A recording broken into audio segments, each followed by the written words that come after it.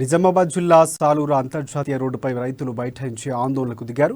3 phase విద్యుత్ కోతలు మానుకోవాలని డిమాండ్ చేస్తూ ధర్నా నిర్వహించారు.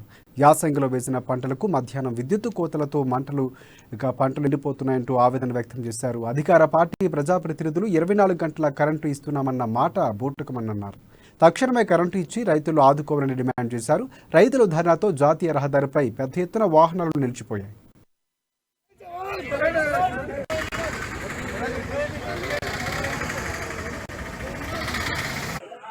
ఇప్పుడిప్పుడే వేసినటువంటి వరి పొలాలు కానీ అన్ని రకాలటువంటి మెట్ట ప్రాంతాలకు పెట్టే స్ప్రింక్లర్ ద్వారా తడిలు కానీ అన్ని మరి వేసిన మొదట్లోనే ఎండిపోయే ప్రమాదం ఏర్పడుతుంది. కాబట్టి అదే విధంగా మరి కేసీఆర్ గారు కానీ కేటీఆర్ గారు కానీ పదే మా తెలంగాణ రాష్ట్రంలో మరి 24 గంటలు కరెంట్ చేస్తున్నామని చెప్పటికి పక్క రాష్ట్రాలకు వెళ్ళి చెప్తున్నాం. ఇక్కడ తెలంగాణ రాష్ట్రం 24 ఇచ్చిన దాని ఒకటే పొద్దునేమో 24 గంటల సంగతి కానీ మా రాష్ట్రానికి 5 గంటల నుంచి సాయంత్రం ఒక 7 గంటల కరెంటు కనీసం కోతలు లేకుండా నిరంతరంగా సరఫరా డిమాండ్ చేస్తూ అలా విధంగా ఈ కరెంట్ పెరిగిపోతుందని చెప్పేసి మన రాష్ట్ర రైతాంగం మీద ప్రజల మీద ఏసీడీ ఛార్జీల పేరు రైతాంగం మీద ప్రజల మీద ఏసీడీ ఛార్జీల పేరుతో మరి ఎన్నో రేట్ల కరెంటు